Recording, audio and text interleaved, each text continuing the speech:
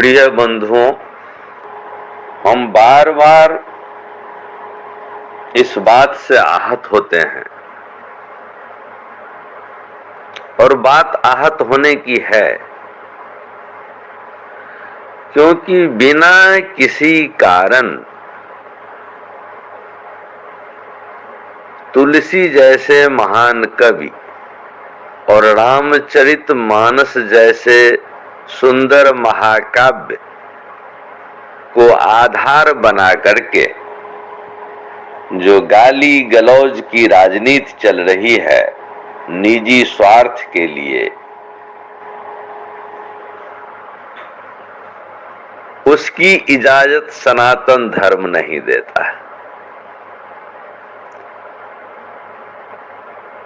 सनातन धर्म में इस तरह की राजनीति का कोई प्रावधान ही नहीं है और हिंदू धर्म बना ही इन्हीं सब कामों के लिए है। वरना सोचिए कि तुलसी ने जहां जो कुछ लिखा है और जिसके हम सप्रसंग व्याख्या की बात करते हैं, उसके पीछे के भाव को नहीं समझते। एक लेखक जो कुछ लिखता है उसके पीछे भाव उसकी होती है अभिव्यक्ति की, किसी के प्रति द्वेष की नहीं होती है। लेकिन हमने जबरदस्ती इस सुंदर महाकाव्य को धर्म ग्रंथ बना करके जबरदस्ती इसको दूसरों पे थोपने की कोशिश करके, धर्म की राजनीति करके इसे आज वहां तक पहुंचा दिए हैं कि लोग अब इसको खोद खोद करके इसको गाली दे रहे हैं। कल तक नहीं दे रहे थे, आज क्यों दे रहे हैं? आज इसलिए दे रहे हैं कि धर्म के नाम पर जो राजनीति हो रही है, जो विभाजन का काम हो रहा है, जो समाज में घृणा का बीज बोया जा रहा है, द्वेष का, उसके आक्रोश स्वरूप आज तुलसी और रामचरितमानस भाले के नोक पे आ गए हैं। नहीं तो तुलसी ने ऐसा कुछ नहीं कहा।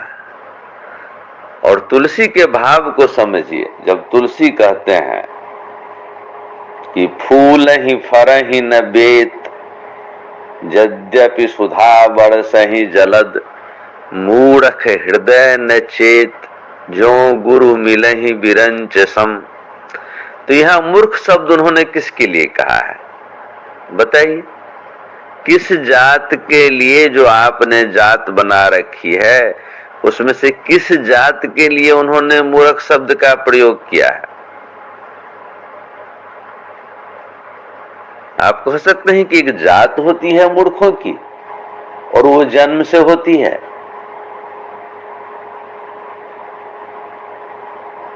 आप सत्ता में हैं तो बना सकते हैं, आपने किया है पीछे भूतकाल में, आज बना दीजिए कि फलाने जात के लिए कहा है।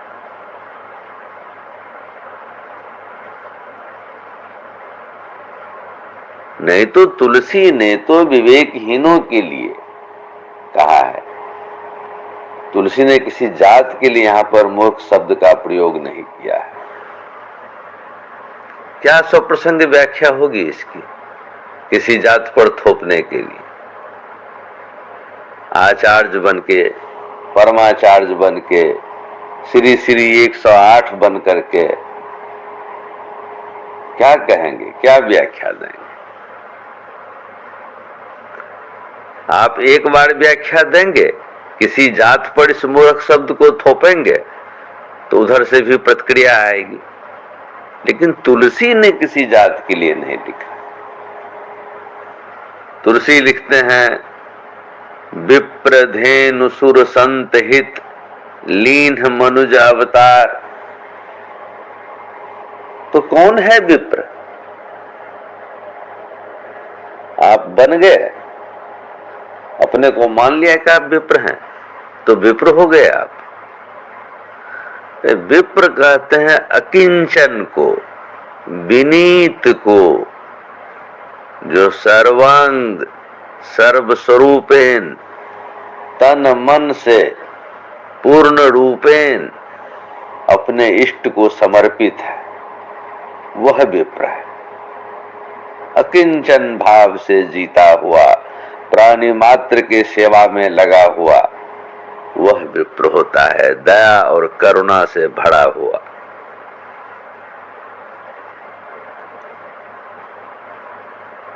किधर मिलता है ऐसा विप्र?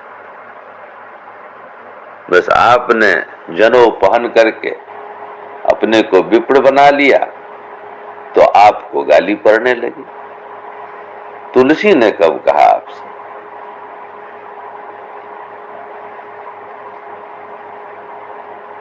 जब हम जबरदस्ती करते हैं तब यह सब होता है। जब हम धर्म की रक्षक बनकर, धर्म का रक्षक बन करके ऐसा काम करते हैं जो निंदनीय है, तो स्वाभाविक है कि हमारी निंदा भी होगी।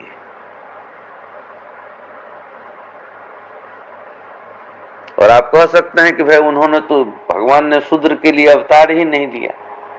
अरे भगवान आपके लिए भी अवतार नहीं लिए, आप विप्र नहीं हैं।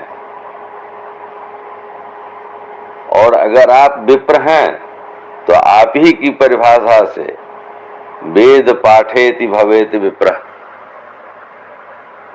तो जिसने भी विद धातु से वेद शब्द बना है, ज्ञान के लिए प्रयुक्त होता है, तो जो भी पढ़ा लिखा है, जो उसको भी आप ज्ञानी समझते हैं, वह सभी विप्र हैं। वह किसी जन्म से नहीं बने हुए हैं, वह अपनी शिक्षा से, अपने पठन पाठन से, अपने स्वाध्याय से बने हैं। तो सभी विप्र हैं, क्योंकि वेद शब्द तो ज्ञान से जुड़ा हुआ है। वेद का मतलब वो वेद नहीं है। उस समय वेद थी, आज जितने भी ज्ञान है, जितने डॉक्टर हैं, इंजीनियर हैं, प्रोफेसर हैं, वकालत करने वाले लोग हैं, जजेज हैं, चार्टर्ड अकाउंटेंट हैं, सभी विप्र हैं। यहां जन्म से फिर बात नहीं हो सकती है। तो उन्होंने कहा है भगवान इनके लिए, ज्ञानियों के लिए लिए हैं। अगर इनमें भी डिग्री धारी है और ज्ञान नहीं है, मनुष्य से मनुष्य के विभाजन में लगे हुए हैं, तो ये भी ज्ञानी नहीं है। इसलिए मैं कहता हूं भाव को लेना पड़ता है। धेनु, दुधारू गाय को कहते हैं, नई ब्याही दुधारू गाय को कहते हैं। धेनु वह शब्द भी है जो किसी शब्द के, संस्कृत के विद्वान वाले जानते हैं कि उसके पीछे धेनु लगा दीजिए तो पुरुषवाचक शब्द भी स्त्रीवाचक हो जाएगा, जैसे खड़ग धेनु। इसका तात्पर्य पृथ्वी से भी होता है, अतीव सहनशील, हर हालत में उपकार ही करने वाला। आप तो गाय की सींग पे जाके बैठ गए कि गाय की रक्षा करने के लिए, तो समूचे पृथ्वी में जो भी उपकारी जीव हैं, उस तरह से उसके लिए भी तो लिखे हैं धेनु, विप्र धेनु सुर, सु सुंदर उर हृदय। जिसका हृदय सुंदर है, मन से सुंदर है, वह सुर है। कहते हैं न कि जिनके कपट दंभ नहीं माया, तिनके हृदय बसहि रघुराया। तो यह हृदय क्या है? यही तो अयोध्या है। अयोध्या जिसको युद्ध में नहीं जीता जा सके। जमीन पर तो ऐसा कोई टुकड़ा है ही नहीं जिसे युद्ध में नहीं जीता जा सकता है। यह तो मात्र मनुष्य का हृदय है जिसे आप युद्ध से नहीं जीत सकते हैं। प्रेम से तो जीत लेंगे, युद्ध से नहीं जीतेंगे।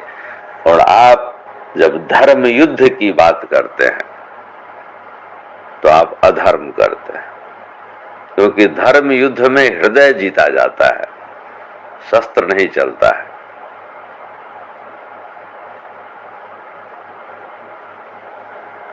तो आप बताइए तुलसी किसके लिए लिख रहे हैं कि किसके लिए भगवान ने अवतार लिया? विप्रधेनु सुर संत हित। संत कौन?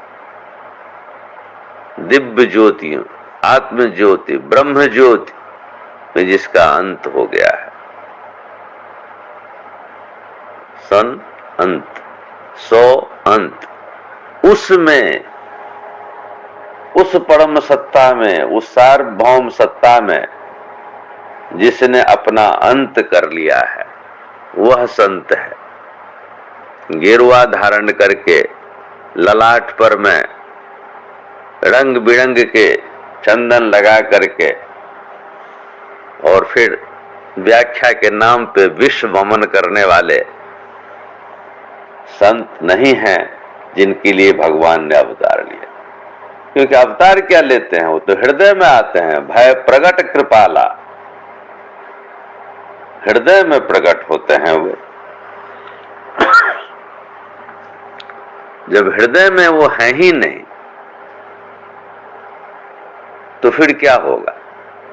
वही सब होगा जो हो रहा है। अगर आप संत हैं तो जोड़िए। आपने पंथ बना लिया, एक विशेष पंथ ने उस ग्रंथ को पकड़ लिया,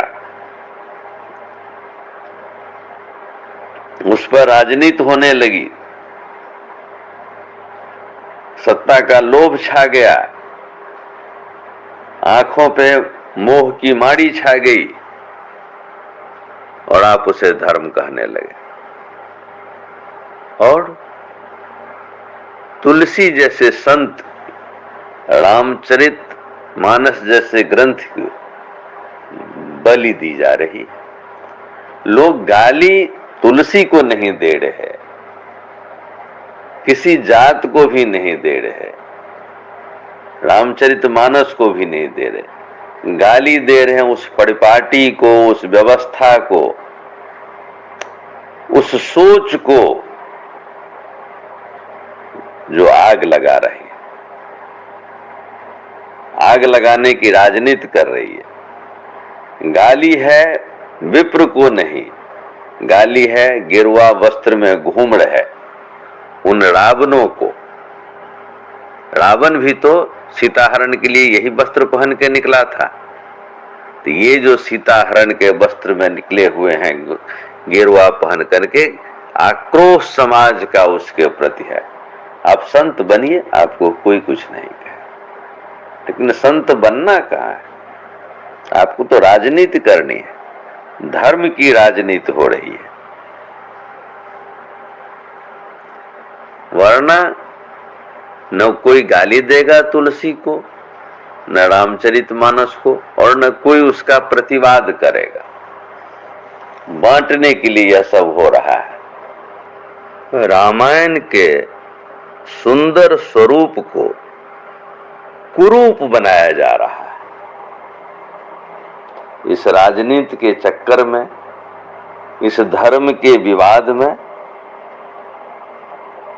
कुरूप बनाया जा रहा है इसके सुंदर स्वरूप को। तुलसी को माध्यम बना करके जो समाज में बांट रहे हैं, उस भाव तक जाने की बात है। क्योंकि तुलसी ने शुरू में ही तो कहा है,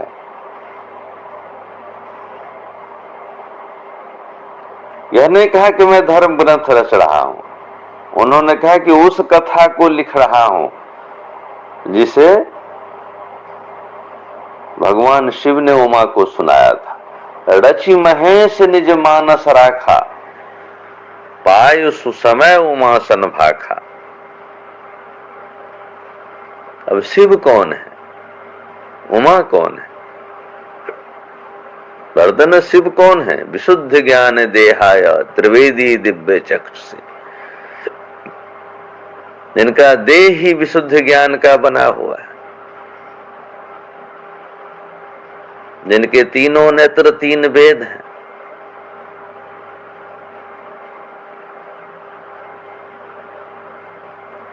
कौन है उमा?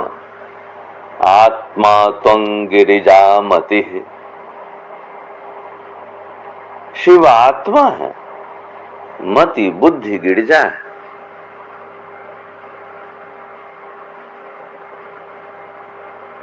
तो यह जो कथा है, जो आगम निगम के अनुसार लिखा है तुलसी बाबा ने, उसको समझिए। यह मन और आत्मा के बीच का संवाद है। वहां तक जाना पड़ेगा, तब इसके भावों को समझ पाएंगे। 3 स्तर पर कथा चल रही है। दूसरी स्तर है, भारद्वाज जागवल को पूछ रहे हैं, बना लिया है जिसने यज्ञ के ज्वालाओं को, बल्क, जिसने यज्ञ के ज्वालाओं को वस्त्र बना करके ज्ञान से दप दप होता हुआ जो खड़ा है, उसी ऐसे ही किसी जागवल को कोई भारद्वाज पूछ रहा है। तो वो भी स्तर नहीं रही। स्तर तो हो गई है कि काग भुसुंडियों के आगे पराक्रमी गरुड़ बैठे हुए हैं और ज्ञान चल रही है, वह भी एक स्तर है।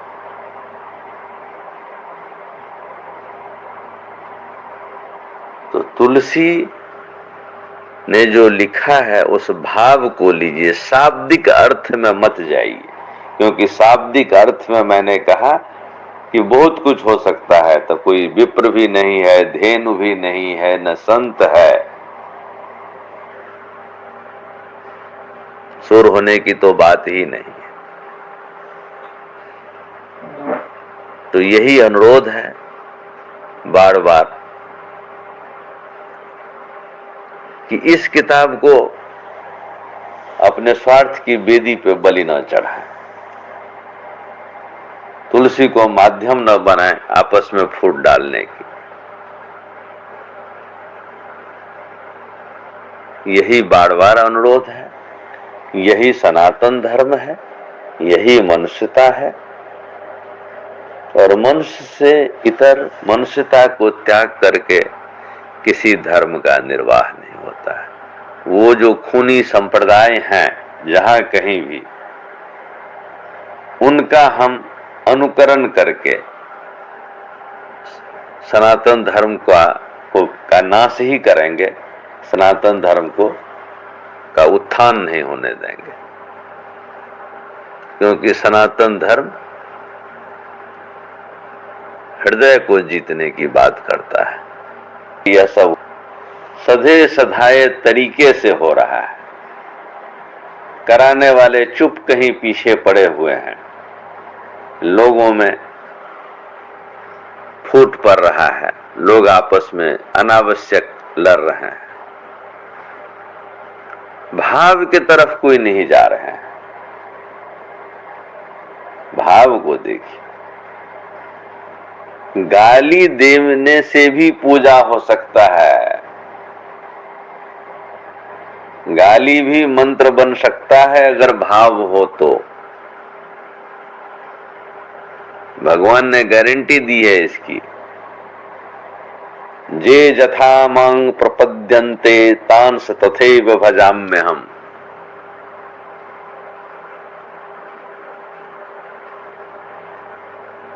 आप विरोध मत कीजिए, आप पक्ष विपक्ष मत कीजिए, आप उस ग्रंथ को धर्म ग्रंथ न बनाइए, कोई विरोध नहीं होगा। जब आप थोपेंगे किसी पर में, तो स्वाभाविक है कि जिसको नहीं अच्छा लगेगा वो विरोध करेगा। आप अपनी दुकान चलाइए, आप अपना चमत्कार दिखाइए लोगों को, आपके लिए सब बोलेंगे, मीडिया भी बोलेगा, लेकिन आप अपने चमत्कार किसी के ऊपर थोप नहीं सकते हैं। वो बाजीगरी आपकी है। तुलसी ने वो बाजीगरी की बात नहीं की है। रामचरितमानस एक सुंदर महाकाव्य है। आप उसको विवाद के भीड़ में लाके खड़ा कर दे रहे हैं, लोग उसे जला रहे हैं। अब यहां तक है कि लोग कहते हैं तुलसी मनुवादी थे। अरे तुलसी ने जो कुछ लिखा वो तुलसी का विचार था। आप उस विचार को लाठी बना करके क्यों दूसरे पर प्रहार कर रहे हैं?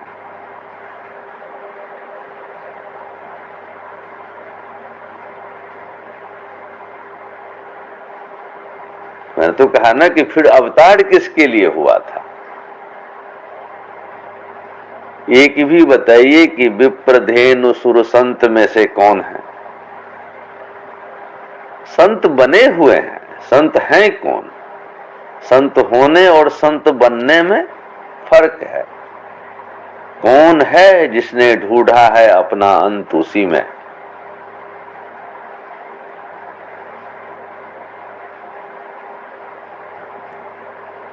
दुकान चल रही है तो चलाइए, प्रचार प्रसार यही सब कीजिए, लेकिन मनुष्य को मनुष्य से मत बांटिए। बंधुओं, यही मेरी बार बार निवेदन है कि मनुष्य को मनुष्य से न बांट, अलग करें, मानवता को जीवित रहने दें। सनातन धर्म प्राणी मात्र का धर्म है। इसको किसी प्रचार प्रसार आस्था के बैसाखी की जरूरत नहीं है। इसे बस रहने दीजिए। जैसे शरीर को आप मौका दीजिए तो इसमें अपनी ताकत है स्वस्थ हो जाने की। यह अस्वस्थ हो रहा है दुर्व्यसनों के कारण। इसे छोड़ दीजिए दुर्व्यसन को, शरीर स्वयं स्वस्थ हो जाएगा। सनातन धर्म वही है। इसको किसी चीज की जरूरत नहीं है, किसी व्यसन की जरूरत नहीं है। और जो व्यसन डाल करके आप इसे सनातन धर्म बना रहे हैं वह गलत है। आप अपने व्यसन को दूर रखिए, धर्म को जिंदा रहने दीजिए। यह प्राणी मात्र का धर्म है, मनुष्य से मनुष्य को अलग नहीं करता है। यह तो वृक्ष देवो भव भी कहता है। तो मनुष्य को कैसे इतर कहेगा, छोटा बड़ा कैसे करेगा? इस बात को समझने की जरूरत है बंधुओं। यही मेरा अनुरोध है। अगली बार हम बोलेंगे कि सनातन धर्म में जो वृक्ष देवो भव है वह क्यों है, क्यों वृक्ष की पूजा करते हैं। और हम यह भी बोलेंगे कि गाय को अगर पवित्र कहा गया सनातन धर्म में तो क्यों कहा गया, कारण क्या था, इस पर मैं चर्चा करेंगे। अभी इतना ही अनुरोध करूंगा कि इन सब विवादों में मत पड़िए, मत बटिए, मत शिकार होइए इन राजनेताओं के प्रपंचों का, इन भगवाधारी धर्म के दुकानदारों के प्रपंचों का। आपस में प्रेम सहयोग, यही सनातन धर्म का की मूल नीति है। इसी का पालन करें। जय सनातन। ओम सनातनाय नमो नमः।